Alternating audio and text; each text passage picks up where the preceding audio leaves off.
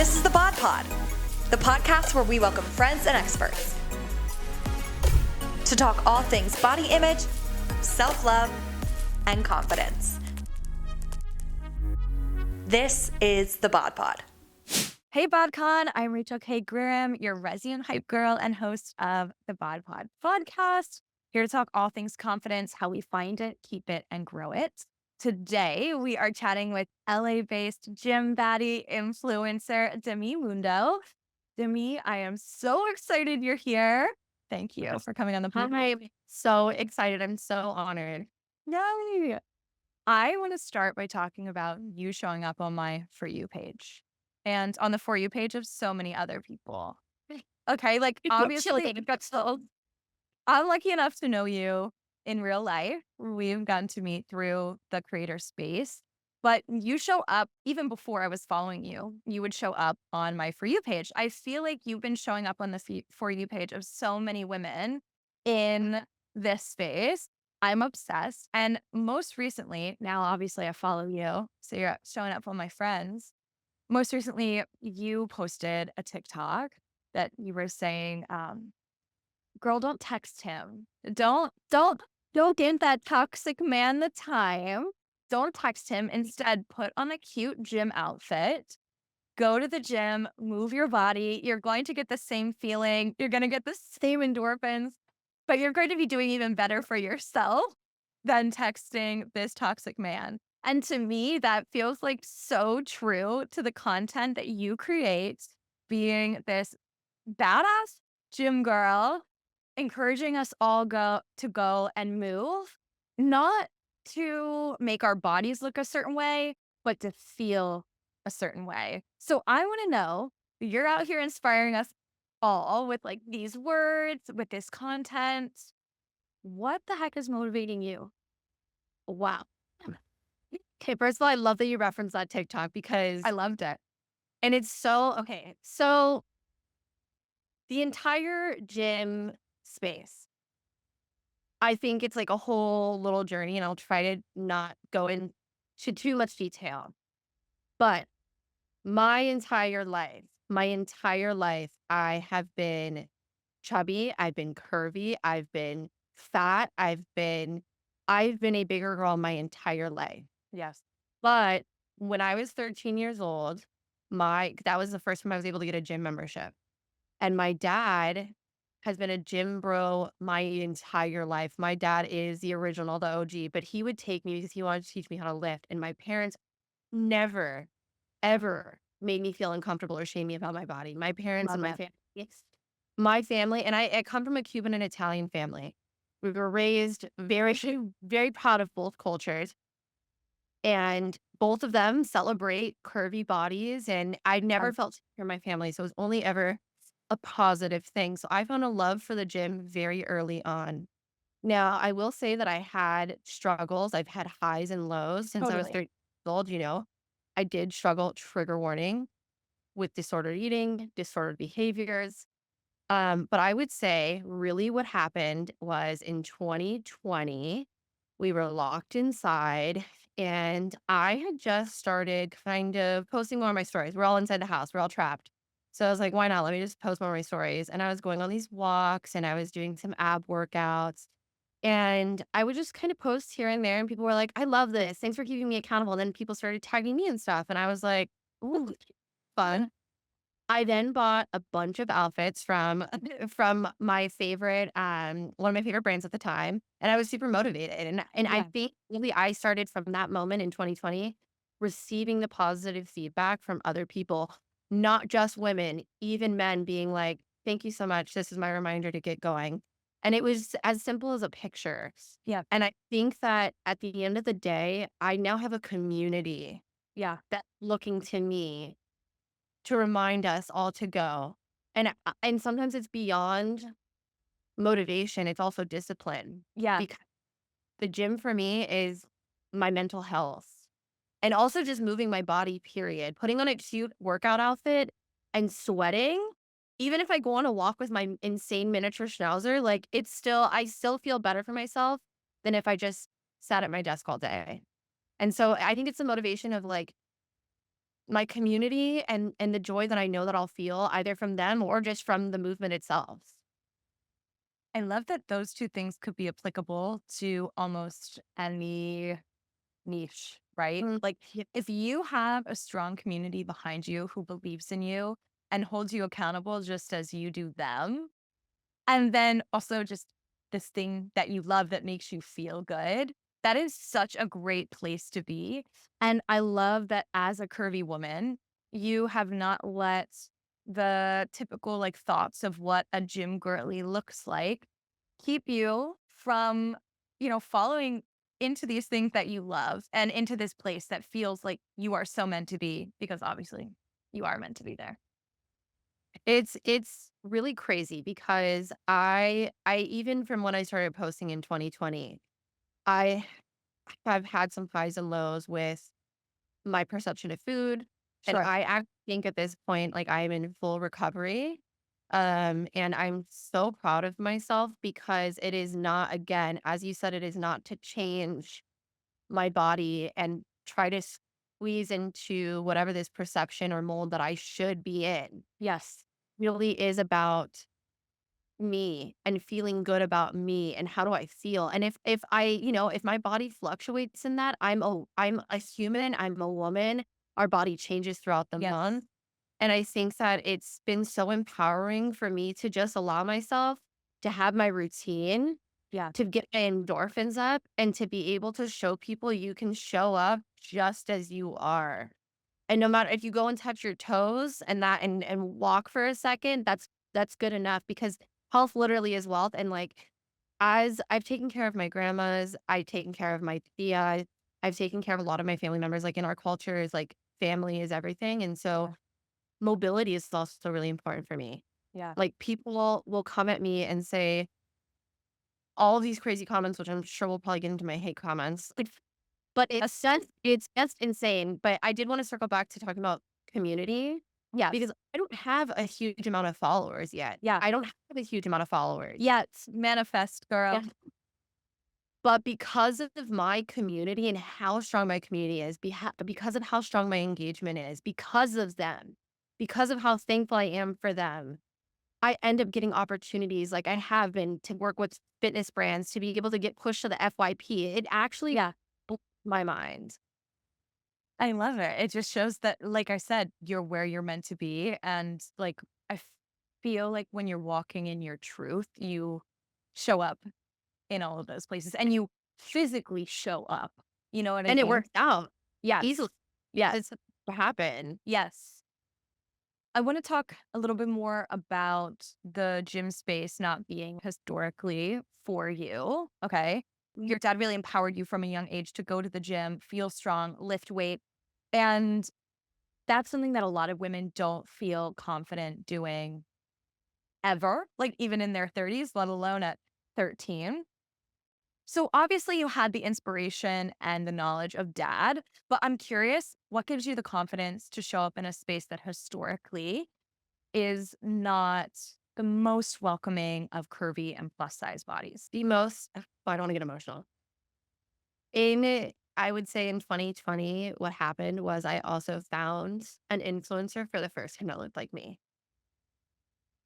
That is the most exciting because now you are that person that someone else sees and they're like, oh, she looks like me. And she teaches women I'm getting emo I know you're making me emotional. It's so exciting. it was so incredible. I was Yeah. like, "Wow, she's literally my height." She's 5'6", I'm 5'7", but she was, over 200 pounds and was just wanting to be strong. And this was before I started really posting content. I saw her and I said, "Wow, I wanna be like her." Yeah. And so I just started everything happened naturally, and now it's like, to know that I am that for other people is it's so incredible, and I don't care, like, I know and I had the epiphany actually, like, I would say a few months ago because I've started ending up on some of the most hateful parts of Instagram. Oh, One person's comment will never encompass your entire journey. girl. one person's comment will never be able to amount everything that you've been through, everything that you've had to fight for to get to where you are. And so I think knowing the fact that some loser is telling me that I'm a whale in the gym, they'll never know how far I've come. They don't know how hard I've worked to grow my glutes to get to where I am, or how strong I actually am, how capable I actually am. People don't know. They don't know how healthy I've been. Like, they don't know my history. And so it will never matter what somebody has to say about me, whether it be in person or online. I want to comment on that beyond being an influencer as well, because I think that's so applicable to so many other women listening. Sorry, one person's comments does not define you, whether that person is a friend, a coworker, a family member, someone that you don't know. It is so unfair for us who know who we are and know, as you said, what we've been through, how far we've come and the work we put in to get to where we are. It's so unfair to give one comment power over who we are. And I think you sharing that just reminds us all, whatever we are doing, whoever we are in life, those comments do not deserve to have that power over us. When I made the decision to really start posting and having fun and seeing, I had a video, my first video, really kind of pop off and go viral in February of this year because I felt really safe on TikTok. I felt Yeah. so protected. And I think there's an energy and the algorithm is really safe on TikTok. Like you end up in where you're supposed to be. I said, what if I post my TikTok content that has made me feel so safe and comfortable onto IG? What's going to happen? I then shot up from 2,000 followers to 4,000 followers. I got Wow. 2,000 followers because of it. And I've continued to start doing these talking videos. But in that first video, it was so well received immediately, and then it started to hit the men, the hateful men. And now what's even hard is receiving comments from other women that make Yeah. me feel so sad.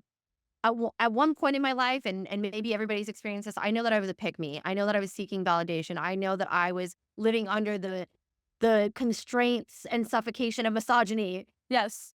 But now I'm like, okay, I told myself after that video happened, at first I felt a little, I was like, this is crazy. Like I'm actually experiencing what women I look up to talk about, Yeah. what Iskra has experienced with all these hate comments, Drew off a wallow. Like Yeah. the women that I look up to and that are like my my pathways, I'm on this journey. It's just a Yeah. part of it. Yes. But I have to remember why I'm doing this and who I am. Yes. I always try to think to myself too, again, this is I'm speaking of it applicable to me as a creator, you as a creator, but I also try to think about things from someone who is not in the creative field and is working a more, I'm saying with quotes, like a typical job, right?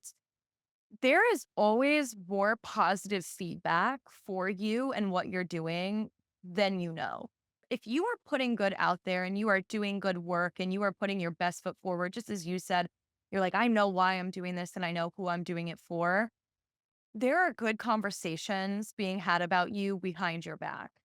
It's unfortunate that so often the good is just not said out loud or isn't said as loud as the bad. And I know for me, experiencing that, getting the comments like you're saying, has been one of the biggest motivators to continue to hype up women in my life, both online and in person, because I think that we all are hearing the things that are in our ears that we do not need to be hearing. Perhaps they're already insecurities that we have. And someone that was given a platform or a megaphone wants to shout it at us. But it is so unfair to give that one negative comment all of this power when there are so many people out there who find inspiration in what we're doing or what we're saying. Like I said earlier, it goes back to that the negative voices just don't deserve to have the voice in general, but to have the space in our lives and in our minds. I I truly believe that you never know who you're going to positively impact. For And as real, girl. long as you're moving genuinely, I love to comment outwardly. And I didn't really notice that I did this until my best friend, who's also a Sagittarius, by the way. I love it. um, she's my go-to, my rock. But she was like, one thing I love about you so much is how kind you are to other people, even when you're not feeling like it, whether it be Yes. a service person, whether it be a random person walking by. And Yes. I don't say that to flex. It is because it's something that somebody has told me. And I realize it when tell somebody, I love your outfit, or like, oh my Yeah. God, you're so beautiful, or oh my God, your lashes you're so beautiful. Because who knows if they live alone and they haven't heard that comment, if they haven't had positivity, if they've had a really bad day and they'll look at you and say, wow, I really needed that. Thank you. And one thing that I tell myself all the time is, okay, why would I leave negative comments up on my videos? Mhm. Why do I even talk about my negative comments? Because people are like, Mhm. don't give them credit. Don't hype them up. Don't let them know. And I'm like, no, they exist. This is the real world. Yeah. Negativity exists, but you Yes. have to continue to persevere and show up authentically as you are, no matter what. Because if I'm getting it from trolls on the internet, who knows if somebody's going to go to a holiday party and their auntie's going to be weird with them? Who knows if their uncle's going to make a comment about their body? This is real life, and we have to show up anyways. And I want to be an example that I'm still showing up positively and unapologetically, regardless of what somebody has to say. I think in our lives and online, there is already so much negativity, and to be able to be a voice, a face, a light of positivity is everything in person and online.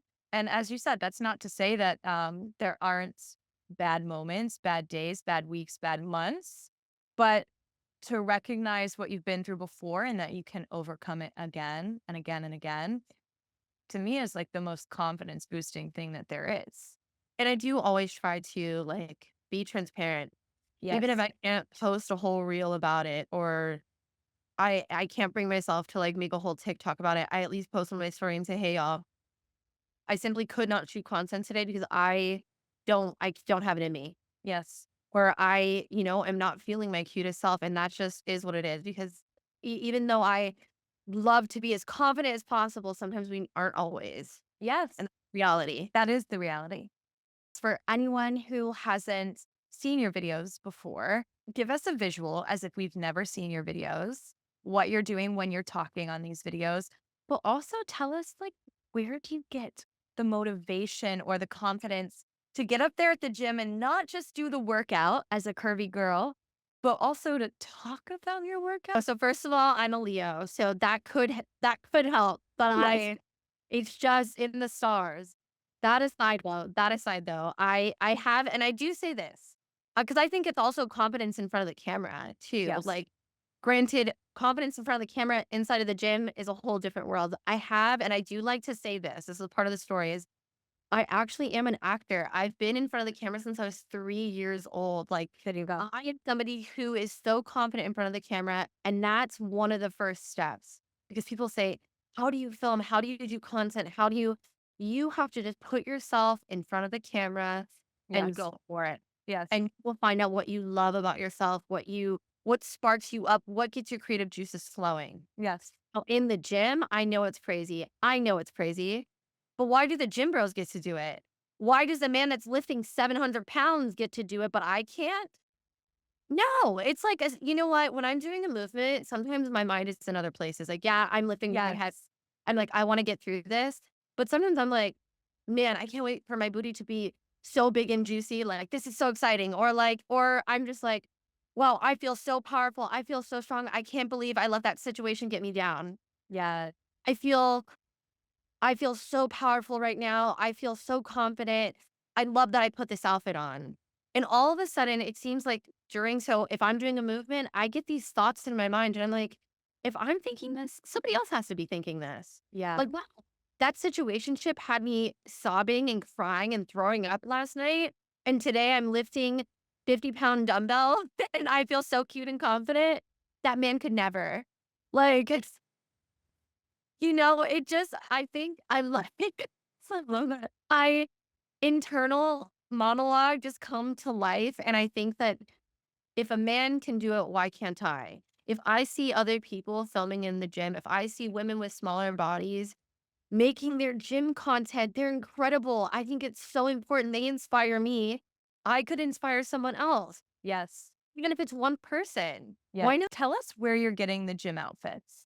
Because you have the most fabulous, cute, matching gym outfits. I told Demi when we first got on this call, I said, I wore a gym set today inspired by you because you're just out here putting together the most like fabulous, badass, cute, gym girly outfits. So tell us all about them. What are your favorites? Maybe give us a few different brands as well in terms of like price range that the girls can check out.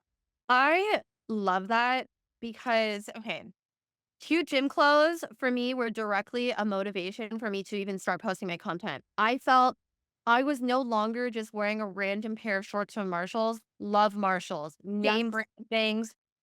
But for me, I was just wearing a random pair of shorts that I got a few years back, a random big t-shirt. And I realized how much more motivated I was, how much more powerful I felt. I felt confident about what I was wearing, and it made me feel confident. It made me feel secure. And I was telling Rachel that I am not inherently a fashion girly. And now because of the world that I'm in, I feel like I'm really pushing myself and I'm really pushing the boundaries. And I'm like, why can't I feel that same energy when I have a cute kitten heel on, a flowy skirt, a corset, and I'm serving a look? Why can't I serve a look in the gym? Yes. But women in smaller bodies do it too. Yeah. They have and they have these adorable outfits. Why can't I wear a cute outfit too? Why can't I wear the exact same thing? Yeah. And I think that as long as you are comfortable and as long as you feel good and you can move in it, why not wear it? Yeah. The 2020 version of me is screaming and crying because I remember spending like a chunk of my last bit of paycheck on some workout outfits because I was like, this is going to help me. I know it is. And now it's such a blessing to do the work that I do. So higher end, I would say in terms of price and just like the aesthetics too. It's a little bit of a different feel. I work with a brand called Paragon, and in general, their stuff is so beautiful, so buttery soft.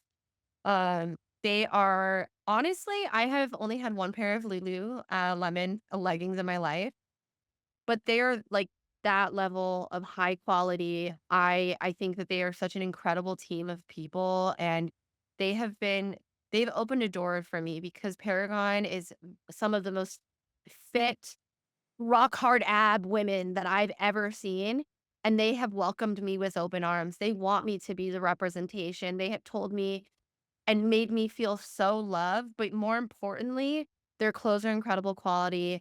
They are just, they're coming out with designs that are just so subtle and simple. And like, they're just an easy go to that I can also just wear to go run errands. Love.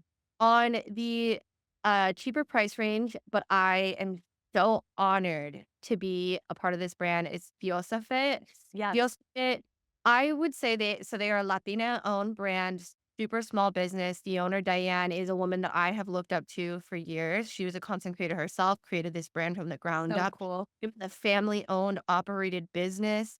And she creates pieces that make you feel like a diosa. Diosa in English, it's Spanish. In English means goddess. She wants her pieces, no matter what style you prefer to wear, to make you feel like a goddess. And Yes. she designs that are a little sexier, open back, just really fun designs. And I think that that's what's really special and makes her stand out. Bright colors. And it has, because the company is based in Miami, it has that fun Miami flavor. And honestly, I'm Cuban and it's in my blood. I don't care if I look like I'm sitting on South Beach because that's how I feel. And I would say that those outfits always, when I feel like my most confident self, I'm putting on a Diosa fit and I'm going to the gym. I really appreciate you saying that the way that you serve an outfit on the street, you want to serve in the gym. And you said if it makes me feel good and it gives me the support I need, then it's the outfit. And I think the thing about serving a look is always about the personal confidence that you have in wearing it, but also how it reflects you.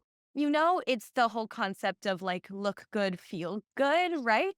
And to me, it sounds like, and I know from seeing your videos too, that that's exactly what these outfits give you. And then you're giving other women the motivation to go out and put on that cute fit too and show up feeling as good, like looking and feeling good all around, you know? Because there are also, it's crazy now that I'm in this space to see the gym outfit trends, to see like trending styles and Yes. concepts.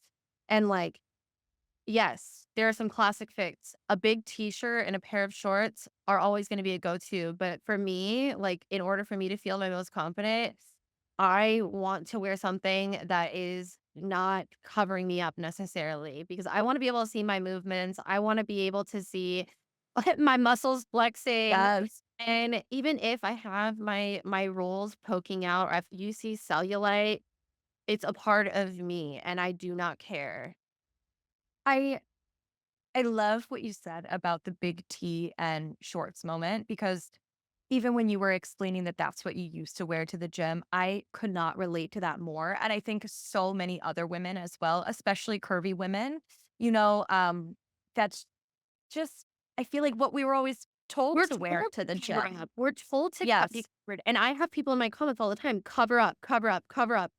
You're distracting. Why am I being distracting? Because we over sexualize women's bodies, period, Yeah. first and foremost, but especially people existing in larger bodies. And so I Yes. actually have this reel that was definitely misconstrued, but I asked, is my gym outfit overly sexy or am I just existing in a larger body? And I have the men, you're not sexy, you're disgusting, put on that shirt. And I'm like, bud, you missed the concept entirely.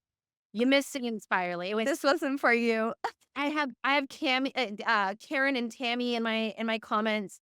It's very ladylike. And I'm like, we are playing into exactly what I'm asking. We are over Yes. sexualizing my body for no reason. I'm in their heads down, blah, blah, blah. And I'm like, guess what? I am too. Am I disrespecting or bothering anybody by what I'm doing? No. And if you're looking at me, that's your problem. I want to talk a little bit about those comments. Obviously, we've talked about like the trolls online and also you mentioned you might be at a holiday party with your uncle or your auntie who say something to you about your body. Like to me, that's trolling So as well, valid. right? So I want to know if you were to talk to one of the girls listening personally, what would a tip be or two tips be to managing comments made about your body? That's a really good question. I want you to know that, again, they'll never know where you've come from or what you've been through to get to where you are today. Yeah. And so I want for us to try as hard as we possibly can to allow that comment to wash over us and just Hmm. let it be and let it go. But if it is somebody in person, if it is a loved one, I want you to know it's okay to set boundaries. It's okay to say, hey, auntie, I love you so much, but please do not comment on my body. It makes me uncomfortable. And I hope that you respect this boundary. And she goes, thank you so much. Anyways, can you pass the dinner rolls? Because guess what? I've actually just had this conversation recently because I actually like to think that I'm a pretty good conversationalist, but sometimes we get into uncomfortable conversations. And if Yes. this is happening to you in person, if a loved one, if a partner, if somebody is, honey, you've gotten a little bit of a belly, honey, your rolls are showing through. Maybe you should cover up a little bit. If you just act assertively, keeping a generally positive tone and a sense of urgency, you say, hey, that comment makes me uncomfortable. Please respect my boundary and don't say that again. Anyways, let's go to dinner. Anyways, let's go ahead and clean this up.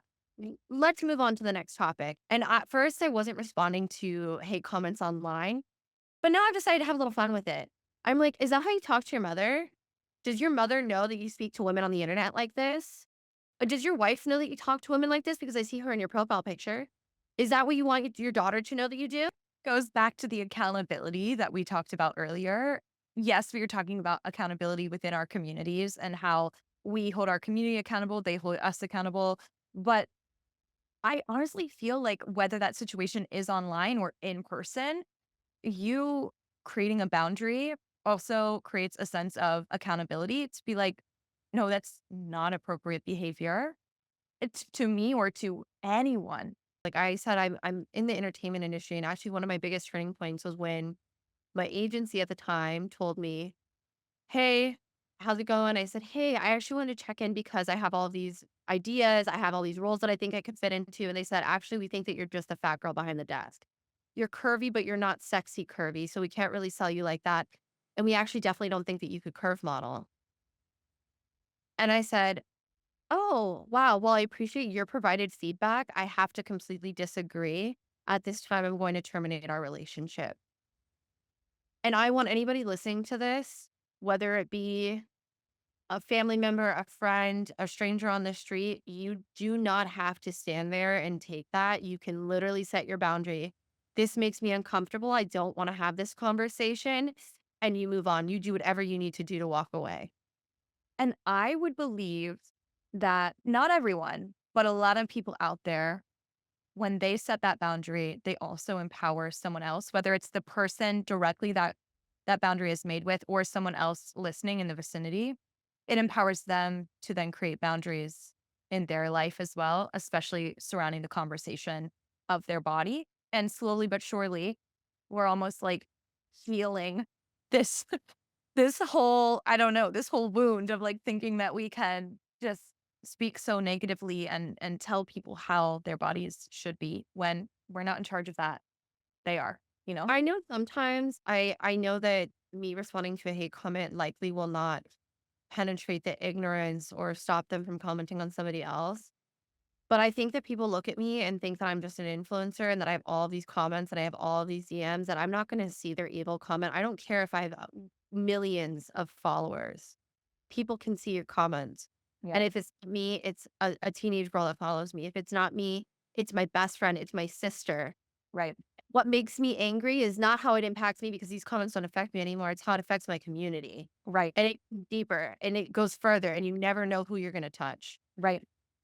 Well, I think you're managing it in such a great way. And I love, love, love, love the tip that you just gave everyone. I think, especially heading into like holiday time, it's a conversation that unfortunately comes up far too often.